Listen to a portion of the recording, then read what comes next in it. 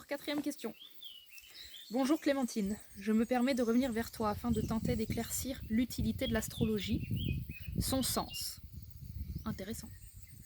Ce que je comprends, c'est que le thème natal est un peu comme le programme de notre âme. Mais comme on est bien plus que ça, finalement un thème astral ne sert pas vraiment à nous comprendre.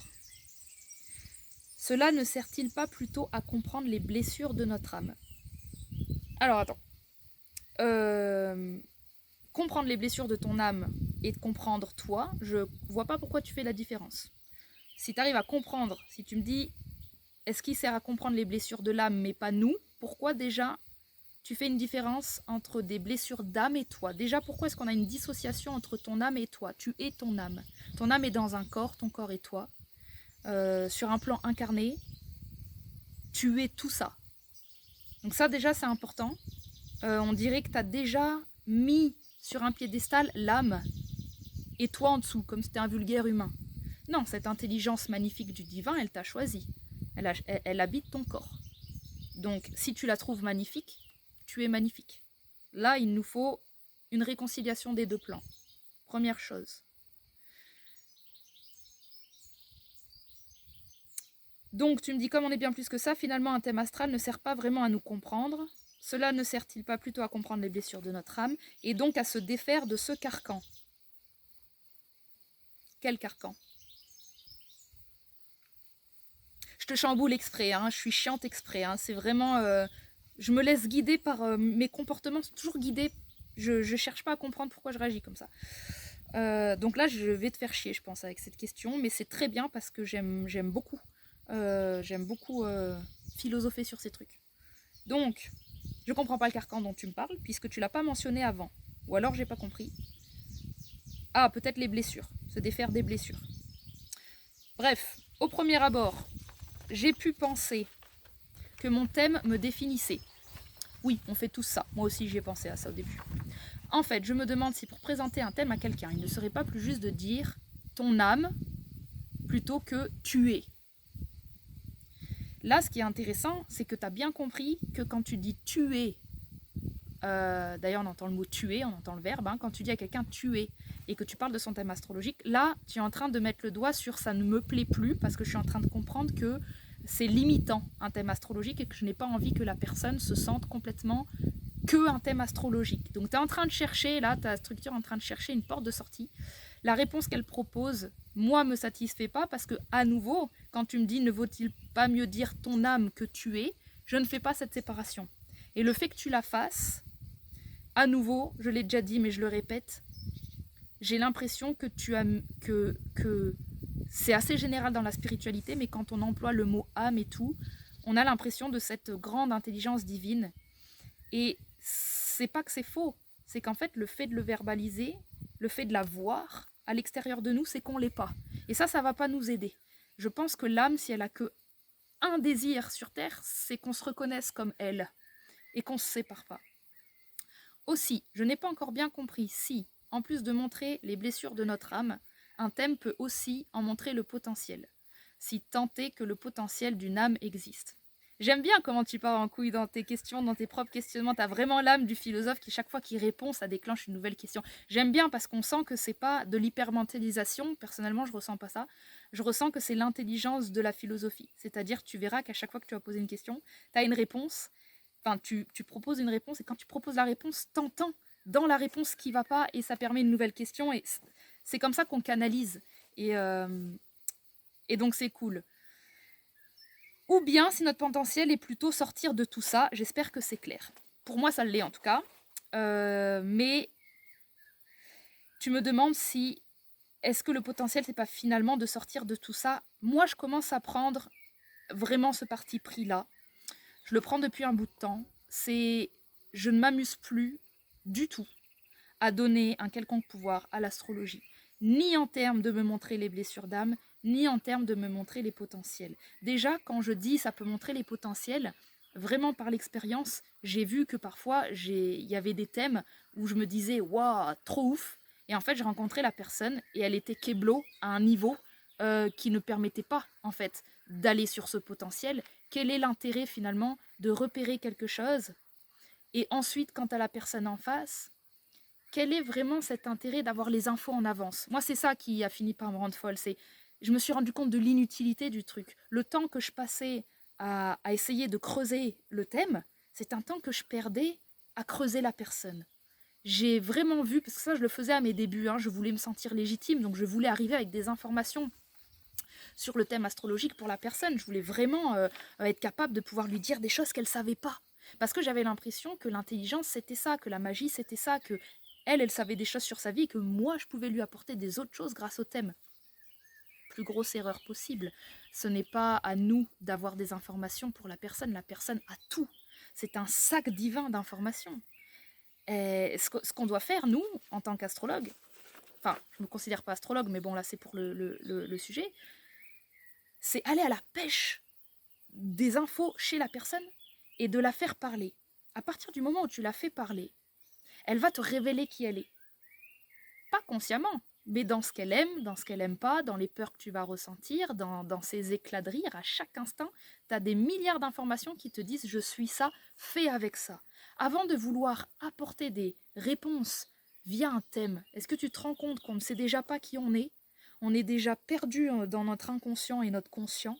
On est perdu dans un monde où l'information, elle est abondante. Et nous, au lieu d'aller creuser qui on a la prétention de penser que sur un thème astrologique, on va obtenir et savoir des choses que la personne ne sait pas elle-même. Ça, il faut arrêter ce truc. Moi, personnellement, j'utilise l'astrologie comme une ouverture de langage qui va permettre de symboliser ce que la personne est en train de dire. Je pense qu'on devrait s'entraîner de plus en plus à apprendre à entendre les personnes, apprendre à les écouter, apprendre à trouver des solutions qui ne viennent pas de nous, apprendre à montrer à la personne à quel point elle a ses propres solutions, renvoyer toujours sur la personne. Quand tu renvoies sur la personne, au lieu qu'elle te donne un truc et que toi tu es censé en fait faire quelque chose et lui rendre, toi juste tu lui permets de se voir. C'est déjà une immense fonction. Le fait qu'elle s'exprime à quelqu'un, le fait qu'elle parle.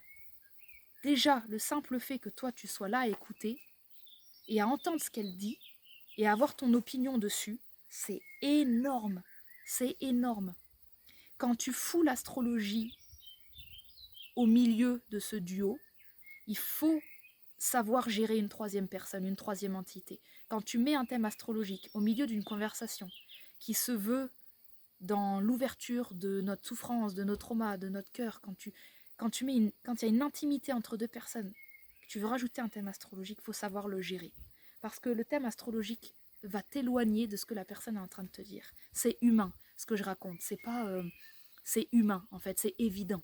Quand deux personnes parlent et que d'un coup tu rajoutes une troisième personne qui se pointe, tu sens que l'énergie d'intimité elle vient de sortir. Tu sens qu'on ne peut plus aller en profondeur. Donc déjà, construis une relation de profonde écoute avec la personne avec qui tu es. Quand vous arrivez à un point où les choses se résolvent, alors à ce moment-là, moi j'aime bien faire intervenir l'astrologie comme la troisième personne qui va venir, tu sais, quand la pièce elle est lourde parce qu'on a parlé de choses lourdes et que cette troisième personne elle vient, elle fait une petite blague et c'est léger et on pleure et on rit parce que ça y est, le lourd est passé. Eh bien moi l'astrologie je l'aime comme ça. J'aime ce moment où en fait elle va venir poser ce qu'on vient de dire. Elle va venir incarner ce qu'on a dit. Je te raconte tout ça pour vraiment te partager mon expérience, parce que j'ai essayé avec les thèmes de mettre l'astrologie entre moi et l'autre personne. Franchement, c'était plus un boulet qu'autre chose, parce que moi, pendant que j'essayais d'avoir des infos, j'étais pas en train d'écouter. Et la personne, elle avait encore plus l'impression que du coup, ses réponses étaient dans le thème. Et ça veut dire qu'on encourageait inconsciemment la personne à vraiment croire que les réponses étaient à l'extérieur d'elle. Et moi, ça, je veux plus participer à ça. Je suis vraiment persuadée que c'est en s'écoutant parler qu'on va se connaître, en s'observant. Et je ne veux donc pas nourrir cette idée que les réponses d'une personne se trouvent dans un thème astrologique. Donc pour moi, c'est vraiment ce que tu as formulé. Le moment où tu dis, le thème natal, c'est un peu le programme de notre âme, mais on est bien plus que ça. Oui, on est bien plus que ça. Ça veut dire que le thème astrologique est moins que ça. Pourquoi tu irais chercher des informations dans quelque chose qui est moins que la personne? À part la réduire, ça ne va pas nous aider. l'astrologie va prendre tout son sens lorsqu'elle ne sera plus sous pression de devoir être la résolution des problèmes. Elle va prendre tout son sens lorsqu'elle sera une illustration libre de venir donner de la beauté à votre échange. De la beauté parce que si d'un coup dans son thème tu vois des choses qui sont lourdes et horribles, qu'est-ce que tu vas lui dire à la personne? Ça veut dire quoi lourde et horrible? Qu'est-ce que ça veut dire? Ouais, parce qu'il y a Pluton, lune noire et tout, ok, mais c'est horrible de dire en avance c'est lourd qui tu es. C'est faux en plus. D'abord, il va falloir attendre que la personne se révèle. Et si la personne a envie d'être révélée par le thème, c'est un problème. Tu peux commencer le coaching par ça. Je me permets d'imaginer que tu fais du coaching ou de l'astrologie, vu ta question, comme tu dis. À un moment, tu as parlé de toi faire des thèmes, je crois. Mais moi, je t'encourage, si les personnes viennent te voir pour leur thème astrologique,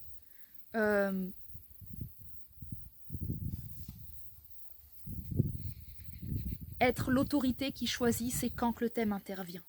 Ne pas vous laisser bouffer par l'astrologie. Elle ne doit pas être en pouvoir. Elle ne doit pas du tout avoir une place de pouvoir. Elle doit être une sorte d'adjoint et encore. Après, si tu es astrologue et que les gens viennent vraiment typiquement pour faire leur thème, là j'ai moins de conseils parce que moi je n'aime pas ça. Je peux pas te conseiller. Dans ces moments-là, je te dirais, moi, revisite ce que c'est un astrologue. Voilà, un astrologue, je n'aime pas ça, moi. Donc j'aime pas parce que je déteste à nouveau nourrir cette impression qu'on est écrit dans les étoiles. Parce que même si c'est vrai, même si, comme tu dis, ça peut écrire le programme de notre âme, j'en ai rien à foutre. Ces informations vont me bloquer, vont me paralyser dans l'action. Je vais en permanence me demander si ce que je fais, c'est en concordance avec mon thème.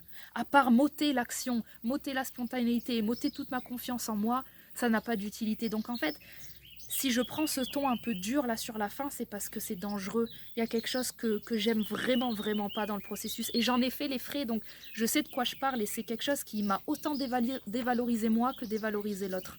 Donc, mets-toi en avant. Mets pas l'astrologie en avant. Mets-toi en avant. Mets ta capacité d'écoute en avant. Mets ton symbolisme en avant. Et amuse-toi avec l'astro. Mets-le à sa place de jeu.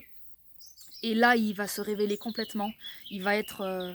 comme un enfant à qui on enlève la pression d'être un adulte, il va pouvoir rejouer. Et ça, c'est valable pour toutes les personnes qui ont mis une pression de ouf sur leur outil. Ça, c'est valable pour tout le monde. Remettez les choses au niveau de jeu. Et quand vous jouez avec, ça s'exprime tellement plus puissamment que c'est presque paradoxal à quel point ça devient sérieux et adulte quand un outil, c'est à la base quelque chose qui reste joyeux et léger. J'espère que c'est clair. Bah moi aussi, j'espère que j'ai été claire. Merci pour ta question, c'était super. Je t'embrasse. Ciao.